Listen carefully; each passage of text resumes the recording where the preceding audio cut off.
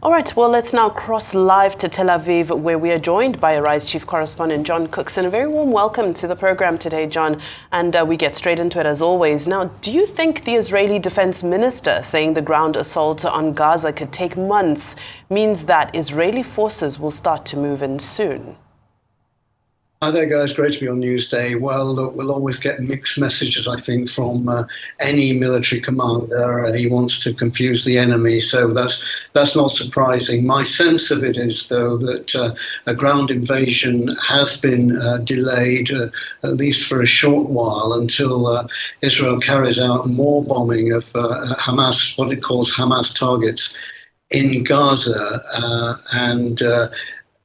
I think this is a decision ultimately for Netanyahu, of course, who will come under more pressure, as I said, from Western leaders in the coming days. Mr. Rutte from the Netherlands is here, and Prime Minister, and Macron tomorrow, and they'll urge the same two ideas that that there should be a pause in the bombing so humanitarian aid can get in, and also maybe give safe passage to Gazans.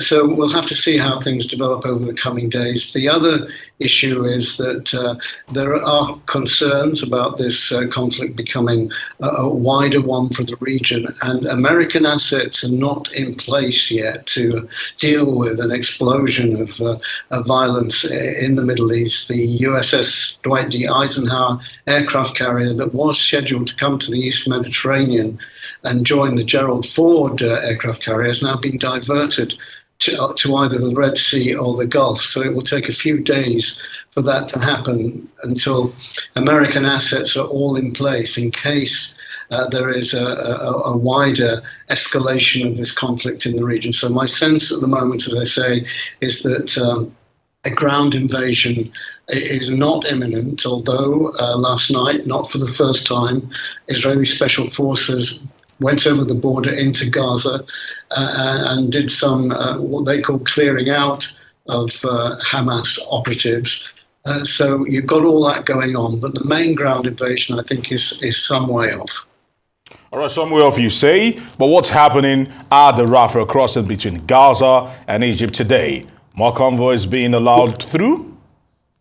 Yes, in the last couple of hours, we had noticed that more trucks had passed through the Rafah crossing from Egypt into Gaza, which is fantastic news, limited though they are in terms of what they're bringing. 12 trucks today, 34 over the weekend. So that's 46 altogether so far, and they include oil tankers, and that's important because the hospitals desperately need oil to keep their generators going, and that's a huge sign of things progressing, and also a good indication that these provisions are not getting into the hands of Hamas, because Israel always said that the whole process would stop if that happened. Now, the fact that the trucks are still crossing indicates that, for now at least, Hamas has not decided to steal any of the medical supplies and other goods, vital goods that are getting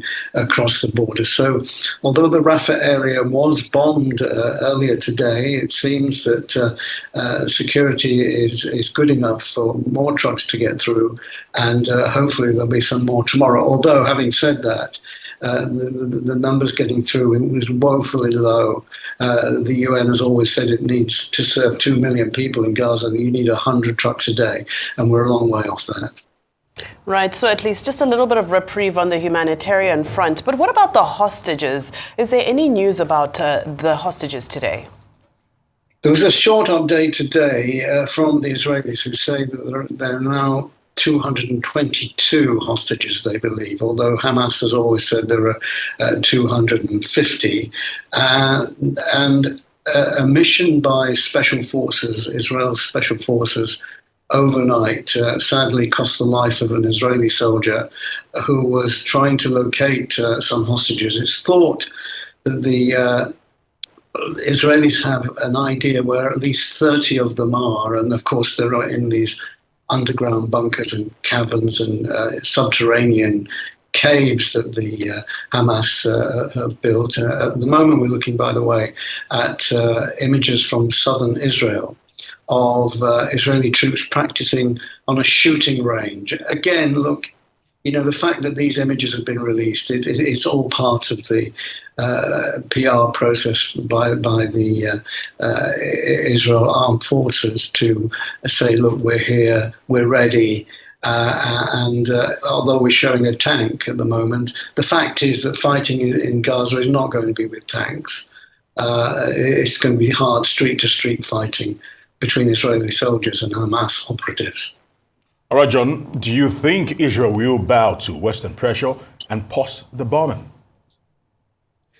I think there's already the delay that I mentioned earlier. The bombing and images that, like the ones that I showed in my report, of course, go around the world and are shown in millions of homes throughout the world. 70 dead, at least this morning. I mean, I trot out these figures, 70 dead. I mean, it seems in a way petty compared with the 4,000 that are already being killed in Palestine, but in Gaza.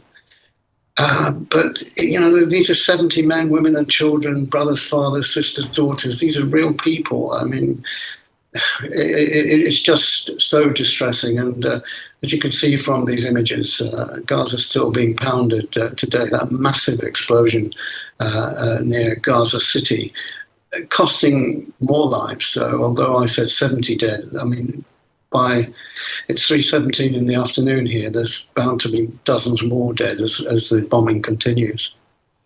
Certainly that carnage continues. It's devastating to watch, but we thank you for keeping us abreast with these developments, and we continue to remain optimistic. Thank you, Arise Chief Correspondent John Cookson.